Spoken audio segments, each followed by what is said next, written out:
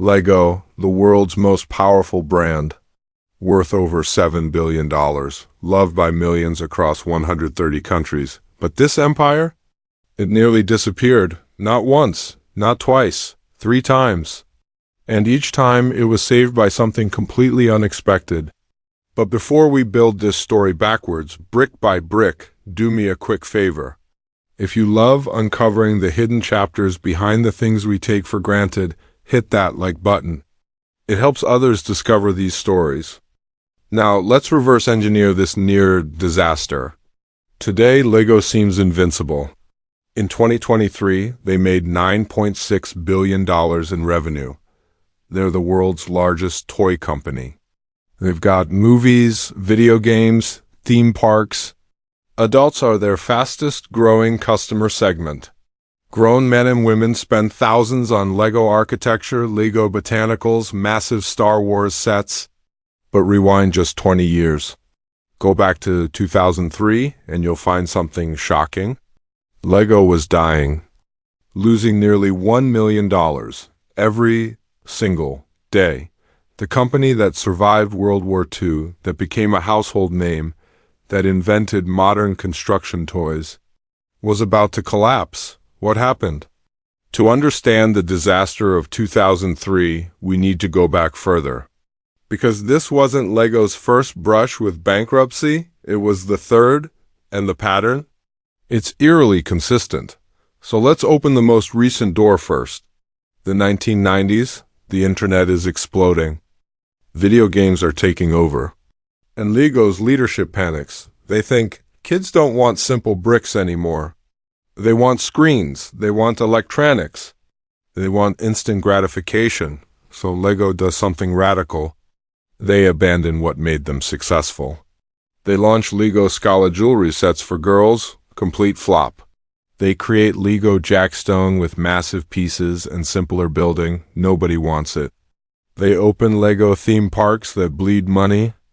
They make video games, clothing lines, watches, even Lego branded shampoo. Yes, shampoo. By 1998, Lego has expanded into 13,000 different product variations. They're losing focus, losing money, losing their identity, and by 2003, they're technically bankrupt, losing $800,000 per day. Banks won't lend to them, retailers are pulling their products.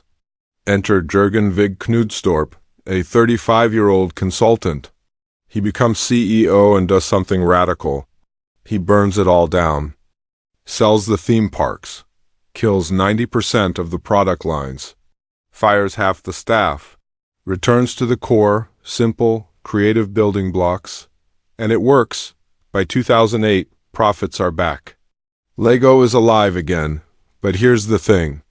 This wasn't the first time Lego forgot who they were. Because if we rewind another 30 years, to the 1970s, we find the exact same pattern. The same mistake, the same near-death experience. Let's go deeper. The oil crisis hits. Plastic prices skyrocket. And Lego, a company that lives and dies by plastic, is in trouble. Their production costs are exploding, profits are vanishing. The family business is bleeding, but there's a bigger problem. Competitors are everywhere. Cheaper building toys flood the market. Electronic toys are starting to emerge. Lego's patents on their brick design are expiring. So Lego panics again. They launch Lego Duplo for toddlers. They create Lego Technic for older kids. They make dolls, baby toys, educational kits. They're trying to be everything to everyone. Gottfried Kirk Christensen, grandson of the founder, is running the company. And he's making the same mistake his grandson will make 30 years later. He's forgotten what Lego actually is. By 1981, Lego is drowning. Warehouses full of unsold products, retailers refusing orders. The company is weeks away from insolvency. They're forced to take their first-ever loan, cut staff, close facilities, return once again to simple building blocks, and slowly, painfully, they recover. They refocus on system play bricks that work together. They license properties like Star Wars and Harry Potter later on. But even this wasn't the first crisis, because there's one more. One that almost killed Lego before most people had ever heard the name. World War II is raging across Europe. Denmark is occupied by Nazi Germany. And in the small town of Billund, a modest toy workshop sits quiet. This is Lego, but it's not making plastic bricks. It's making wooden toys, yo-yos, pull-along ducks, wooden blocks. The founder, Ole Christensen, is a carpenter, a good one, but not a wealthy one. Then, on March 4th, 1942, disaster strikes, fire. The entire workshop burns to the ground. Every tool, every toy, every drawing. Decades of work gone in hours. Ole Christensen stands in the ashes of his life's work. He's 51 years old. His country is occupied. His business is destroyed. He has nothing. What would you do? To understand what Ole did next, we need to go back even further, to 1932, the Great Depression. Ole Christensen is a carpenter in Billund. He makes furniture, ladders, quality wooden products, but nobody's buying.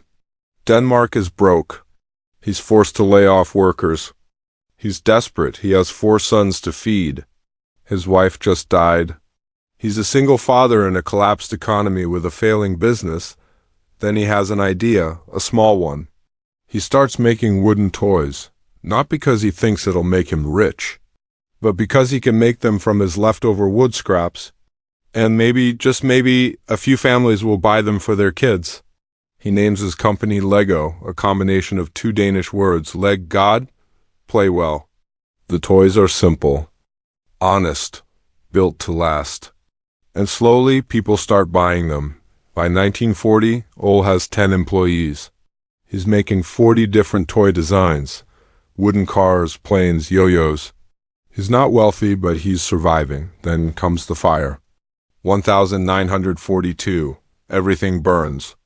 The next morning, Ole Christensen walks through the smoking ruins. His sons expect him to quit, to give up, to find work elsewhere. Instead, he says something that will define the next 80 years. We will rebuild. Even bigger. Within a year, he builds a new workshop, 3 times larger than before. He doesn't shrink, he grows.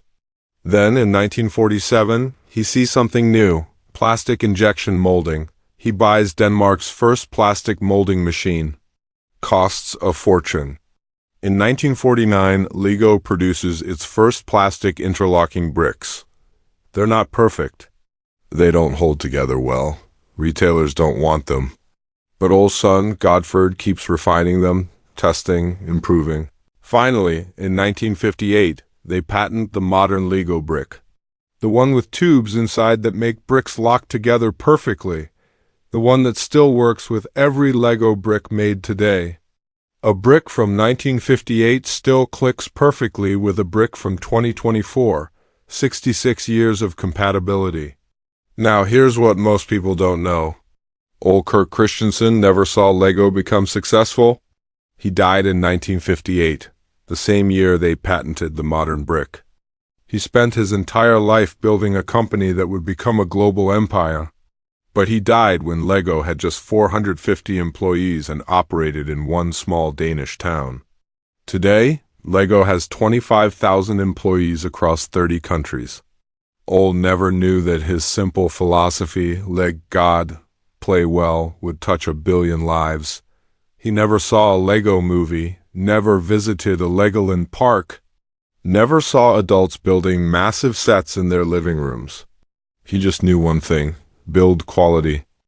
Build something that lasts. Build something worth keeping. And when everything burned down, build it again, bigger. So let's connect the dots. 3 times, Lego nearly disappeared. First, a fire that should have ended everything before it began. Second, forgetting their identity in the 1970s, trying to be everything, becoming nothing. Third, panicking about the digital age, abandoning their core to chase trends. And 3 times, they were saved the same way. By remembering what Lego actually is, not a toy company, not an entertainment company, not a lifestyle brand, A system for creative play. Simple bricks that let imaginations build anything. That's why Lego survived. Because when they stripped away the noise, the panic, the trends, they always came back to old Kirk Christensen's original idea. Play well. 3 times Lego almost vanished. A fire, an identity crisis, a digital panic. And 3 times they survived by going back to basics. That's the hidden chapter. The empire you know almost never existed.